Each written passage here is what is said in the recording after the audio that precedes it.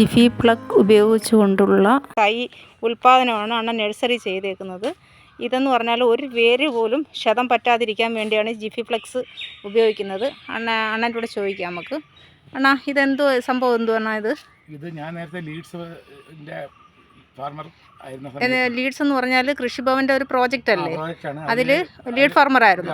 ആ സമയത്ത് എനിക്കൊരു പ്രോജക്റ്റ് തന്നത് ഈ ജിഫി പ്ലഗിൽ കൃഷി വിത്ത് ഉൽപ്പാദനമായിരുന്നു. ജിഫി പ്ലഗിൽ അപ്പം നമ്മൾ ജിഫിക്ക് വില കൂടുതലായതുകൊണ്ട് നമ്മൾ ചെറിയ വിത്തുകളൊന്നും അതിനകത്ത് തക്കാളി വെണ്ടയ്ക്ക എന്നത് ചെയ്താൽ നമുക്ക് കൊടുക്കാൻ പറ്റില്ല. ഇത് സംഭവം എങ്ങനെ നമ്മൾ മേടിച്ചാണോ ചെയ്യുന്നത്? ശ്രീലങ്കയിൽ നിന്ന് വരുന്നൊരു മെറ്റീരിയലാണ്.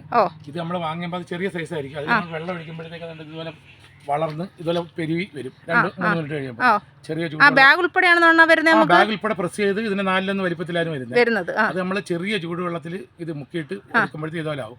അതിന് പ്രത്യേക വലിയ ട്രേ ഉണ്ട്. ട്രേയിലായിട്ട് നമ്മൾ വിത്തിടുമ്പോഴത്തേക്ക് നമ്മൾ ഇത് കണ്ടോ, ഇതൊക്കെ ജിഫിയിൽ കണ്ടത് പപ്പായാണ്. ഇത് WS46 റെഡ് ലേഡി എന്നൊക്കെ പറഞ്ഞുള്ള പപ്പായാണ്. ഒരൊറ്റ വേര് പുറത്ത് പോകില്ല. വേരിന് ഒരു ക്ഷേതവും പറ്റത്തില്ല.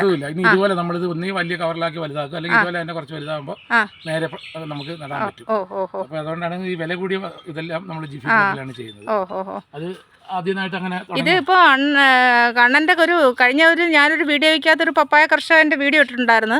ഇത് ഇവിടുന്ന് പോയ അണ്ണൻ കൊടുത്ത റെഡ് ലേഡിയും WS46 ആണ്. ഒരു ഏതാണ്ട് ഒരു 50,000 രൂപയും മുകളിൽ അയാൾ പപ്പായ വിറ്റ് കഴിഞ്ഞു. നല്ല പപ്പായ കൃഷിയാണ് ഏറ്റവും ലാഭമാണ്. ഇനി മൊസൈക്ക് രോഗം വന്നില്ലെങ്കിൽ ഒരു 3 വർഷം വരെ നമുക്ക് ഇതിന് ഏൺ കിട്ടുകയും ചെയ്യും. നല്ല ലാഭമുള്ള ബിസിനസ്. കാര്യം ഇതിന് ഭയങ്കര ഡിമാൻഡാണ്. ഫീൽഡ് സ്റ്റാഫ് ഉണ്ട്.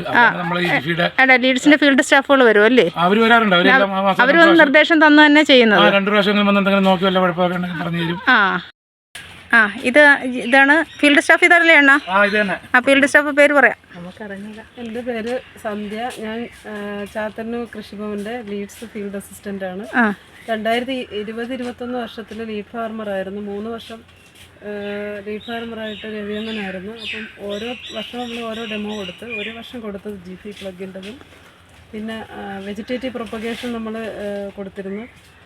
അപ്പോൾ അണ്ണൻ തന്നെ ഇത് ഇപ്പോൾ ജിഫി ഫ്ലെക്സ് സക്സസ് ആയി. അണ്ണ ഇപ്പോൾ നഴ്സറിയിൽ ചെയ്യുന്നു. പുള്ളിക്കാരെ ഇതിൽ തന്നെയാണ് തൈ ഉണ്ടാക്കി കൊടുക്കുന്നത്, വിളിക്കുന്നുണ്ട്.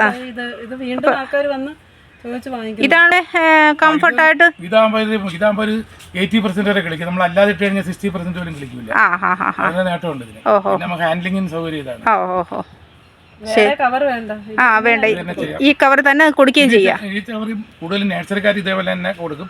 പിന്നെ ചിലർക്ക് നമ്മൾ കുറച്ചുകൂടെ വലുതാക്കിയാണ് കൊടുക്കുന്നത്. അല്ലെങ്കിൽ ചിലപ്പോൾ അഴുകി പോകും. അപ്പൊ ഇത് തന്നെ നമ്മൾ കവറിൽ എടുത്ത് വെച്ച് വലുതാക്കി കൊടുക്കും. അതിനും നമുക്ക് ഹാൻഡ്ലിങ്ങിന് ഏറ്റവും നല്ലത് ഇതാണ്. പിന്നെ കുറച്ചുകൂടെ നമുക്ക് മനസ്സമാധാനമായിട്ട് വിത്തിന് വില വെച്ച് കിളിക്കുകയും ചെയ്യും.